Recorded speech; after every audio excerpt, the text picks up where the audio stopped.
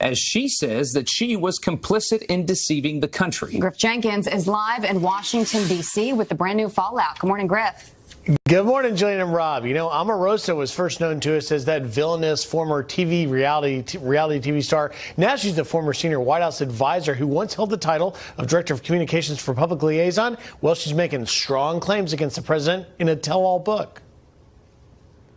Donald Trump is a con and has been masquerading as someone who is actually open to engaging with diverse communities. But when he talks that way, the way he did on this tape, it confirmed that he is truly a racist.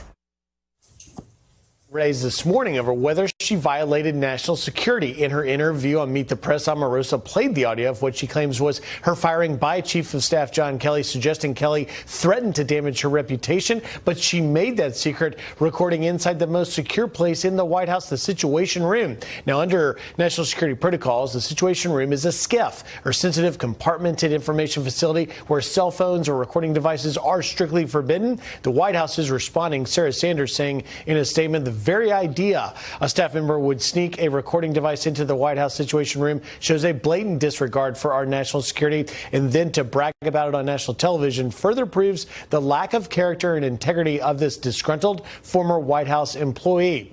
Kellyanne Conway is also calling Omarosa's credibility into question. Whether it's 30 pieces of silver or a 7-figure book advance for you, your publicist, your ghostwriters, and others, all that's changed was this book deal and her being fired. So I think he probably feels very betrayed. Now the nation will decide whether Omarosa is a whistleblower or a fame seeker. The president, however, has decided he's weighing in, calling the former aide a lowlife. Rob, Jillian. All right. Thank you, Griff. Continue to follow that. A Fox News alert, another deadly weekend in Chicago, even after the city deploys hundreds of extra police officers amid a surge in gun violence. At least 29 shootings rocking the city from Friday evening through Sunday afternoon. Those shootings killing 2 people. The city adding 600 officers to patrol crime-ridden neighborhoods after 71 people were shot, 12 of them killed last weekend. All right, new details on that airline, the passenger plane that was stolen straight from the Seattle-Tacoma airport. The FBI recovering the data recorder from that crash site, and it's been given to the NDSB to review. The remains of airport employee Richard Russell were among the wreckage there. The Horizon Air baggage handler stealing the plane, performing flips and turns for more than an hour before crashing on a remote island. Russell, who is not a licensed pilot, telling air traffic control playing video games helped him learn to fly that 76-seat plane.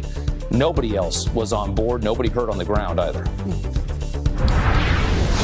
Police set to give an update today on the search for missing Iowa student Molly Tibbetts. Her dad remaining hopeful, telling Fox News the 20-year-old is firm in her faith, always relying on prayer. Molly's very spiritual.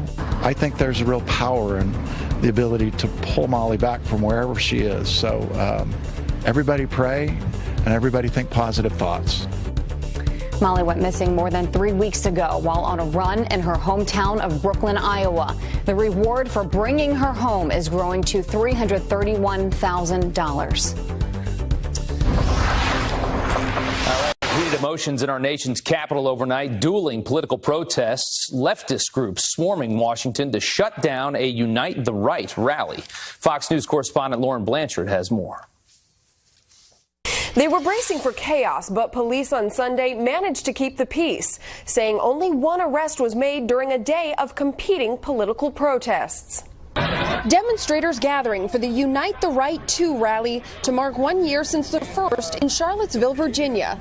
Police formed a protective bubble around the white nationalists as they marched to the White House, met by shouting counter-protesters. Wet weather likely keeping many people away and forcing an early shutdown.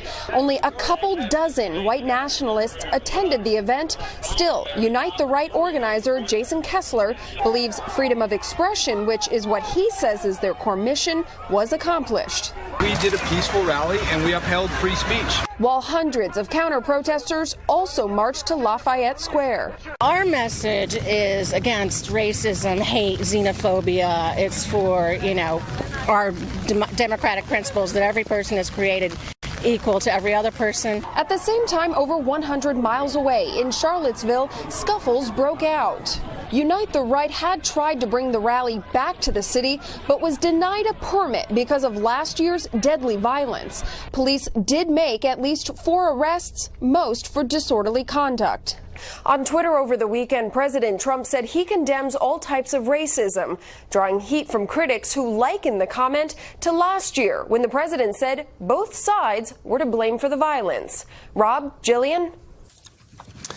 All right, Lauren, thanks. The president's critics quick to frame the rally as the president's fault, even after he denounced all forms of racism. Pastor Darrell Scott, member of the president's executive transition team, says while the left forms its talking points around a racial divide, the White House is getting results for urban communities. I think it's very unfortunate that there is a faction in America that wanted violence and bloodshed. They wanted chaos, confusion, rioting, just so they could have a reason to accuse the president or blame the president for this. I don't think the racial divide in America is as pronounced as the left-wing media would try to make it appear to be.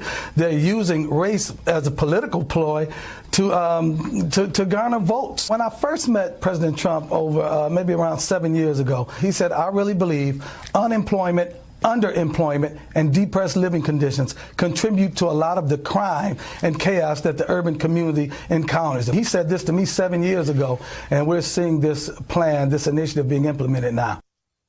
And the president continues to remind the public that under his policies, we have seen the lowest African-American and Hispanic unemployment rates ever recorded. Lindsey Graham slamming the DOJ. The South Carolina senator taking issue with Bruce Ohr investigating President Trump. That's because the senior DOJ official's wife was working for the opposition research firm that produced the controversial anti-Trump dossier.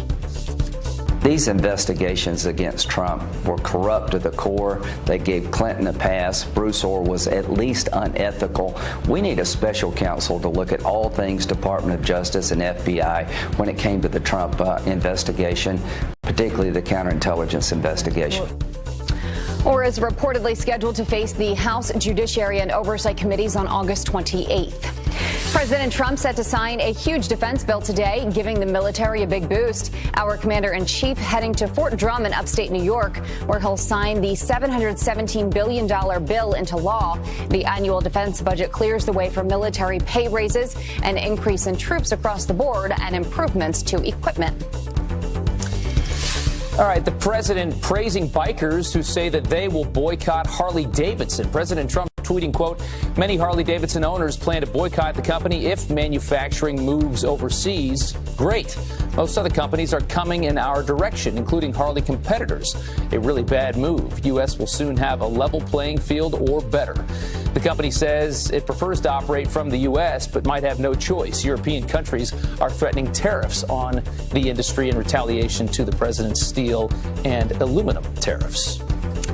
Were you watching? Brooks Koepka wins his first PGA championship. The U.S. Open champion closing out the edge-of-your-seat competition, shooting 16 under par for the tournament. It was a great Sunday of golf. Wow. Koepka able to stay ahead of a major push from Tiger Woods. I saw you tweeting about that. Oh, it was so fun yesterday to watch this. One of his best tournaments, definitely his best major in years, putting him just 2 shots back for a second-place finish.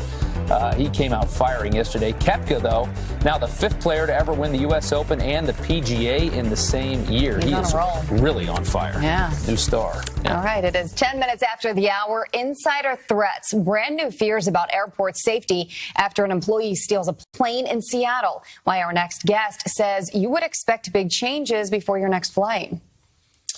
And does God belong in public schools? The state making a brand new push for students to have faith. Baby, I know you're asking me to stay. Say please, please, please don't. All All right, breaking overnight, investigators recovering the data recorder from the stolen Horizon Air jet that was hijacked and then crashed by a ground worker in Seattle. How equipped are airports to stop insider threats, and how worried should you be before boarding your next flight? Joining us now is aviation analyst Mike Boyd. Thank you for joining us this morning. So for those of us who've never flown a plane, I know this may seem like a silly, dumb question, but can you explain how this could have happened? I mean, unlike a car, planes don't have keys. What's the first step in making this happen? Well, it's real easy. A lot of activity goes on there. Airplanes move, airplanes go. Trusted employees, so it isn't out of range to see someone who might have gotten on an airplane and taxied it. So that's probably how it happened. This is like having a Marine platoon and the corporal decides to go rogue. I don't know how they could have avoided this, but they will in the future. I just have a question. Is it that easy to maneuver a plane? This is a rather big jet, 76-seater, or I think it was a prop plane. But is it that easy to just take one and start doing loop-de-loops and fly? I mean, I thought it was a very complicated process. Well, it'd be very easy to move the airplane because that's what's going on all day long. You take a look at the pictures. This guy was in the business of doing that there, and he had no background problems whatsoever. This is one of those things that's such a one-off that I don't know how we can avoid it in the future. It's like if you can't trust the employees, you got a problem. But there will be better security in the future in terms of who gets into a cockpit. So for those people who might say, well, geez, now I'm afraid to go to that airport. Now I'm afraid of this happening again. Now I'm afraid to fly. What would you say to them? Then stay home and take Amtrak because this is not a major security issue. This is a breakdown, but no one should be concerned about this. I mean, this has gone on for years. I've had access to airplanes. My teams have had access to airplanes.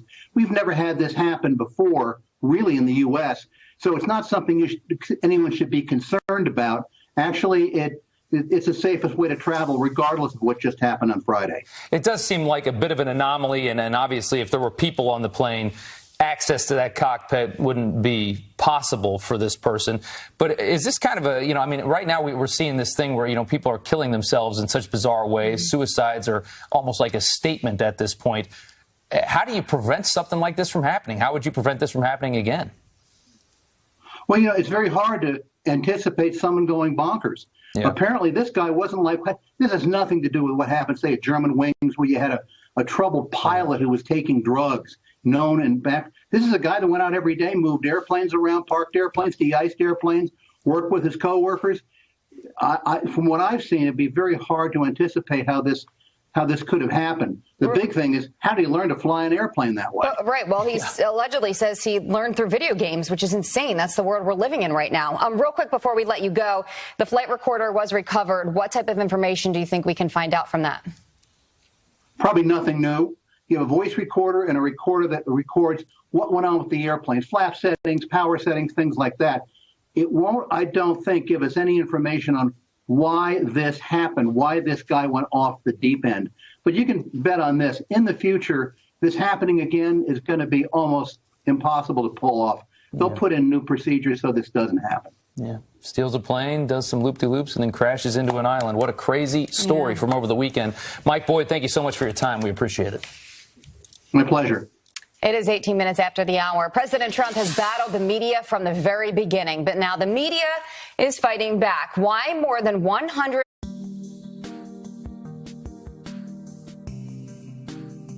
Hey there. Subscribe to my channel. And also press this bell icon, so you never miss any new updates, cause whenever we upload new video you will get a notification on your phone.